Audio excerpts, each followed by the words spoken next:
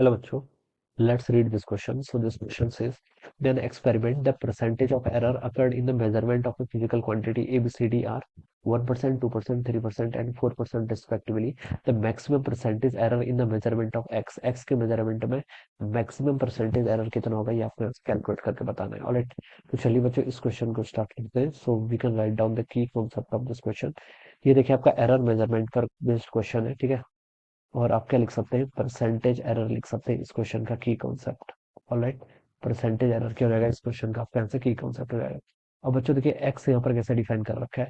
ए का square B की power कितना हो जाएगा आपका 1/2 डिवाइडेड बाई सी की पावर 1/3 और डी का कितना हो जाएगा आपका क्यू हो जाएगा. ऑलराइट. अब बच्चों देखिए दोनों साइड एल एन ले लेंगे तो ये हो जाएगा आपका L N of X. Alright. और यहाँ पर हो जाएगा आप देखिए देखिए ये फॉर्मूले का मैं यहाँ पर यूज करूंगा L N M by N. अगर आपको क्वेश्चन में कहीं गिवन है तो हम इसको लिख सकते हैं L N M minus L N N के इक्वल लिख सकते हैं. ठीक है. एक फॉर्मूला आपका ये यहाँ पर यूज होगा. दूसरा फॉर्मूला होगा L N M times N. ठीक है. बेस सेम होना चाहिए बस. ठीक है. यहाँ पर लॉग का बेस नेचुरल है, एल एन एन है तो लॉग का बेस क्या नेचुरल है. एल एन एम इंटू कितना हो जाएगा यहाँ से एल एन एल के इक्वल हो जाएगा. ठीक है. ये दो फॉर्मूले का मैं यहाँ पर यूज करूंगा. ऊपर देखिए मैं क्या लिख सकता हूँ यहाँ से आपका एक यहाँ पर से हम लिख सकते हैं L N A square B की पावर 1/2 इस फॉर्मूले का यूज करके. ठीक है.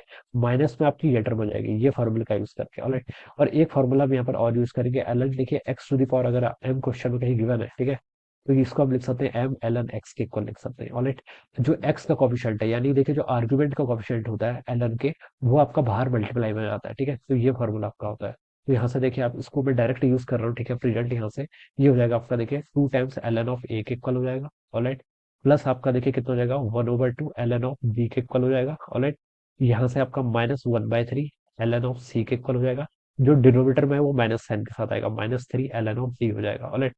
ये टर्म यहाँ से इतनी आ गई.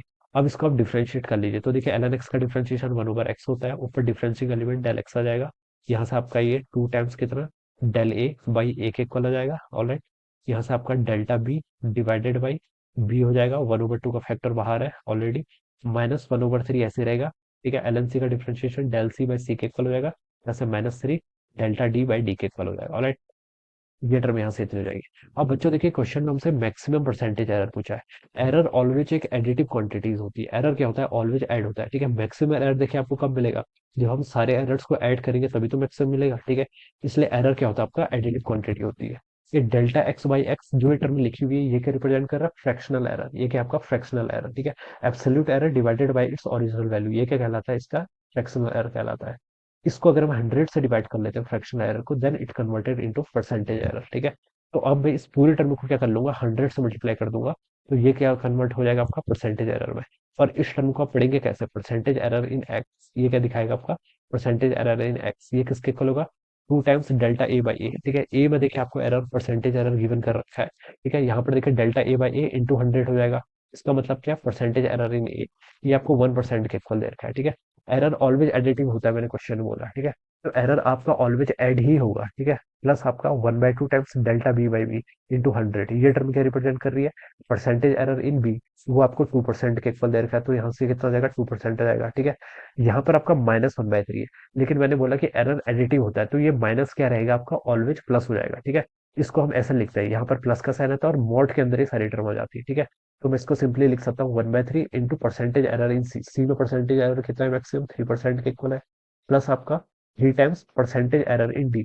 डी में मैक्सिमम परसेंटेज एरर कितना 4%. तो यहाँ से कितना हो जाएगा आपका 3 के इक्वल हो जाएगा. ऑलराइट.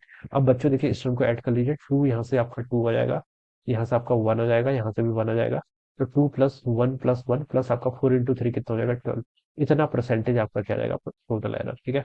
तो 12 प्लस 2 कितना 14. 14 प्लस 2 कितना 16. तो नेट एरर कितना गया 16%. यानी कि आपका ऑप्शन 2 क्या होगा इसके करस्पॉन्डिंग राइट आंसर हो जाएगा. This must be the right answer of this question. So I hope you all understood this concept. All the best and thank you so much.